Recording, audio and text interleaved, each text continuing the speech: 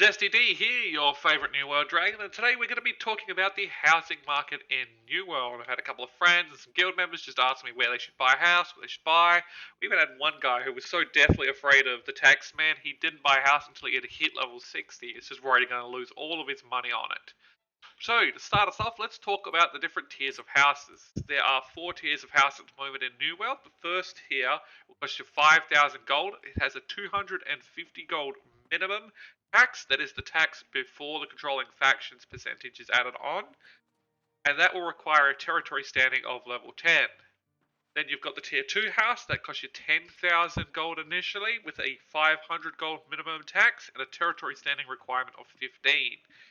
Then you'll have the tier 3, that'll cost you 15,000 with a minimum tax of 750, and that will require a territory standing of level 20. Then we have the tier 4 house that will cost you 20,000 with a minimum tax of 1,000 and a territory standing requirement of 30. Now, let's break down that tax just a little bit. So, it is important to note that that is your base tax. It will be payable every 5 days, and actually added on top of that will be the percentage of the controlling faction for that territory. So, for the moment in Windswood, our taxes are only at like 1.2%, so you'd pay another 1.2% on top of that. Now, when your taxes come due, you'll get a notice in the top right section of your screen, and it'll keep refreshing every hour or so, just reminding you pay your tax. Now, if for some reason you don't pay it before that time comes up, you can actually just go to the map, find wherever your property is, and this teleport button or recall button will be replaced with a pay your tax option. Right, so that covers the taxes. Next, let's talk about what benefits you gain from the different tiers. So the first thing is, for every tier of house that you have, you get an extra storage chest. So it starts at 1, goes all the way to 4 with the tier 4 house. These storage chests can increase your storage capacity in a town. So like they don't have their own separate storage, they just increase your storage shed by a set amount depending on the tier of chest. Like these basic ones here increase it fairly fuck all, but the ending chest will increase it up to 525. With tier 4 house, 4 chests, you can increase your storage by over 2,000 in one territory, which is just massive. A real big help. Next up, you can increase the max number of pets, lights you have, as well as some of your furniture by the different house tiers, but that's less of an issue. The other big thing is the fast travel cooldown. So your tier 1 house has a 4-hour cooldown on the fast travel, whereas your tier 4 house will actually have a 2-hour cooldown on its teleport.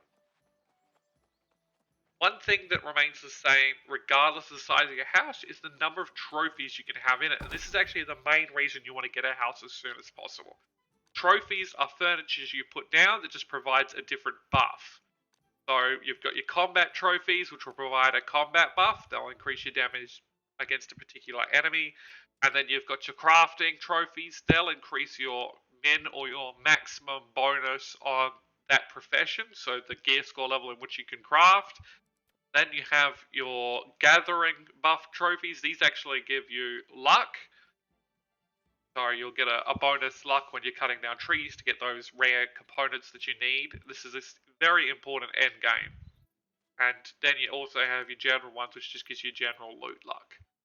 Now, the trophies have 3 tiers themselves, and with each tier it actually increases the amount of the bonus. Now, the main thing here is the gathering trophies. They are very big and important in your end game. So you notice in your end game you need to craft special materials like your runic leather and so forth. Having the trophies will make that 1,000 times easier to farm. The gathering trophies, the minor ones, will increase your luck by 500, and then it goes up by 500 for the next 2 tiers, so 1,150. You cannot stack trophies, so there's no point, you can't place 2 mining trophies in one house. But you can place the same trophy in multiple houses. So you can have a 1,500 luck trophy for mining in all 3 of your houses for a really big increase. And these buffs affect you no matter where you are. You don't actually have to be farming in the territory where the buff is provided. So it's probably the most important factor. So when we talk about what tier of house you should buy, My recommendation is you want your first house to be your biggest, and that's wherever your storage is going to be because you want the largest storage increase. And then you just quickly want 2 cheap houses in really good territory, just so you can have the 5 trophy buffs running from the start. Obviously, if you want to upgrade them later, you can. There's no option to sell your house, but you can abandon it and just get another one. So let's talk about some of the other bonuses we've got here. Obviously, you can decorate your house, which some people have done. As you see, this guy has absolutely nothing in his house, so he's probably just using it for a teleport. Now, that's one of the other big things for the house is your teleport points. As I was saying before, depending on the tier of house, the cooldown is different. But regardless of what the cooldown is, you can actually go to your map and then reset the cooldown for an Azoth cost. You can see here I've got an hour 30 left on this, but I can reset it for 32 Azoth. Whereas if I was fast traveling to the area, it would cost me 103 Azoth. That's a pretty big difference. And, that's the main thing. Like, you want to save some Azoth, you want houses to teleport around to. Let's talk about housing placement. So, we go to the map here. My house currently is in Brightwood, and then I've also got one in Windswood, and I've got one in Morningdale. Now, my recommendation for house placement would be you want one in either Etherfall or Windswood, whichever is your main trading hub for your server, which would normally be one of these two. It could also be one of these three, but I haven't seen that yet. So you want to make sure you get a house in one of those, because you're always going to be going back there to check the auction house or to buy things for cheap. Your second house, you probably want somewhere a little bit higher up, because you're going to be spending a lot of time here in your end game, which is the main reason I picked Brightwood, but it's also a bit of the high level hub for our server. For your third house, my recommendation is either Reekwater, as you'll spend a lot of your late levels there, or if you want to prepare for the next expansion, look at Morningdale and Evans Reach. As you can see here, the areas will be expanding up this way, and we're not actually sure if the new zone is going to have its own settlement, so you might actually end up having to teleport here and walk up there if you're running short on Azoth and you just want to get up there. Of course, there is some other things to consider when you're deciding where to purchase a house. First off, if your faction owns a territory, so like we own Morningdale, you'll actually get a discount on buying a house in that settlement. You can just see listed here, 20% off if I buy a house in Morningdale.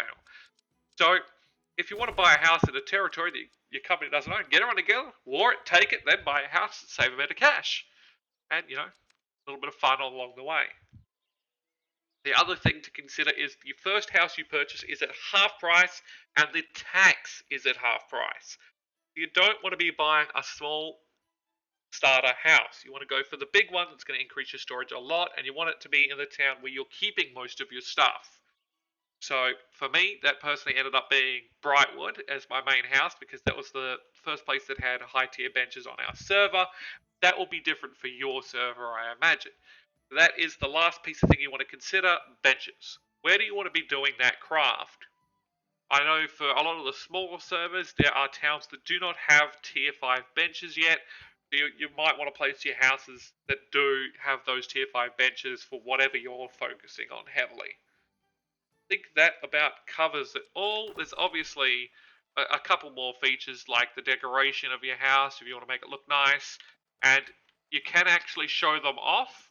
So New World automatically displays the house with the highest point total. So if I go over to this lot here, this person here has the highest point total. So I can enter his house and see it, and when I walk past, his is the house I'll see. And then you go to the next person, which, we'll just jump in here and we can see how different it looks. So if you want to show off your house, decorate out, get your points high, and then everyone who walks past, as long as they don't own something on that lot, will see your house first instead of the other people's. So yeah, that about sums it up for housing. I will catch you guys on the next video. If you enjoyed this, please remember to like and subscribe. I am pretty new at this, so if you've got any tips, you want to see some videos on anything, please just let me know. I appreciate all the support, and happy gaming!